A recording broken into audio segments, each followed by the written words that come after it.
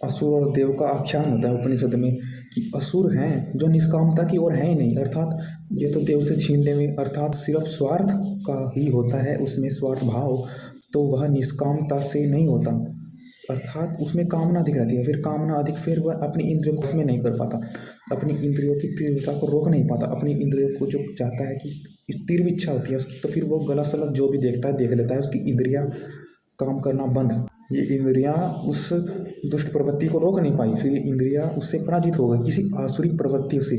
आसुरी प्रवृत्ति क्या है कि स्वार्थ भाव कि जो भी है देखो बस। तो ये कि जो उपासना की ओम की, परंतु प्राण रोक लेता है। जब हम ध्यान में बैठते हैं तो हमारी नासिका कभी अच्छा सूंघती है कभी बुरा सूंघती है, उससे फिर हमारा क्या करते हैं, दुष्ट प्रवृत्ति आ गई, पाप से यह प्राण बंध गया, पाप से वाणी बंध गई, पाप से नासिका बंध गई, पाप से नेत्र बंध गया, इत्यादि श्लोक आए हैं उपनिषद में। अब आगे देखते हैं इसका निवारण थोड़ा, क्योंकि प्रजापति की ये दोनों संतान हैं, देव और असुर। धार्मिक कर्म करने वाला अपना आत्मा के द्वारा देव कहलाता है, अधार्मिक असुर। आत्मा प्रजापति, धार्मिक कृत्य देवता, धार्मिक प्रवृत्ति देव। जो अपने ऐश्वर्य को ही संभाल नहीं पाया वह असुर बन गया, क्योंकि वह निष्कामता की ओर ही नहीं गया। तो हमें प्राणों को भी पाप रहित करना है कि मैं ये लूँगा, मैं ये इससे ग्रहण करूँगा, मुझे ये चाहिए इत्यादि भावना नहीं होनी चाहिए कि मैं ये अच्छा श्रवण कर रहा हूँ, बुरा श्रवण कर रहा हूँ इत्यादि भाव नहीं होने। देखो प्राण मुख्य, प्राण असुरों से जीत गए, जिसके प्राण मुख्य हैं वह देवता जीत जाएगा असुरों से।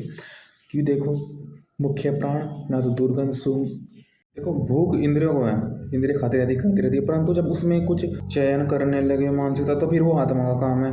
फिर होता है कि हाँ आत्मा को, कि हाँ आत्मा भुगता है, तो फिर इंद्रियों को शांत करते हैं। जब आत्मा अगर अनुकूल होगी प्राण से, तो फिर इंद्रिय भी सही कार्य करेगी, क्योंकि इंद्रिय आत्मा के लिए करती है। जानता है वह जो भी पीता खाता है अपनी इंद्रियों को ऐसा करिए, क्योंकि इंद्रिय चाहती है शक्ति में ग्रहण करती है। जब ये अपना देखती है, आँख कान सुनते हैं, रसना तो ये विषय में सोचते हुए ही आत्मा के लिए करते हुए अपनी शक्ति ग्रहण कर। जब आप इनको रोकोगे कि हमें अन्न को आपने नियंत्रण किया कि अन्न मिल चुका है, तो फिर नेत्र भी शांत हो देखेगी, शांत रहेंगे, रसना भी। तो इनको लगेगा कि एक ने कर्म कर दिया तो अब हमको आत्मा के द्वारा अन्न में शक्ति मिल रही है, अब हमें कोई देखने की आवश्यकता नहीं इस विषय पर।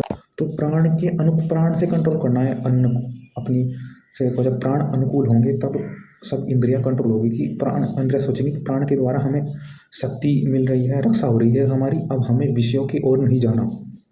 प्राण के अनुकूल रहने के कारण प्राण ने क्या किया, प्राण समतल रहे, अनुकूल रहे, जिससे कि अन्न का व्यर्थ शक्ति नहीं हुई। प्राण ने इंद्रिय को संदेश दिया कि अन्न व्यवस्थित रूप से कार्य कर रहा है, ऐसा कुछ नहीं जो नहीं मिलना चाहिए, ऐसा सब मिल रहा है।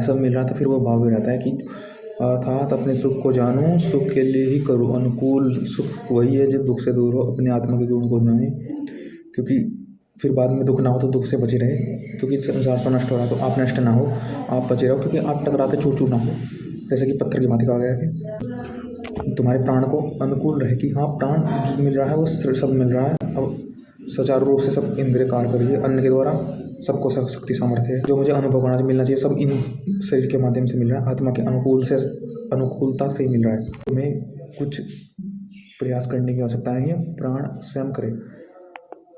अन्न यथा उचित मिल रहा है, तो प्राण ने संदेश दिया इंद्रियों को, जिससे कि मैं रुकी। तो यही है कि जब हमें करना है स्वार्थ भाव त्यागना है, जिससे कि हम निष्काम भाव हो, निष्काम पूर्ण हो, जिससे कि इंद्रिय हम विजय हो, देवता हो हम असुरों से।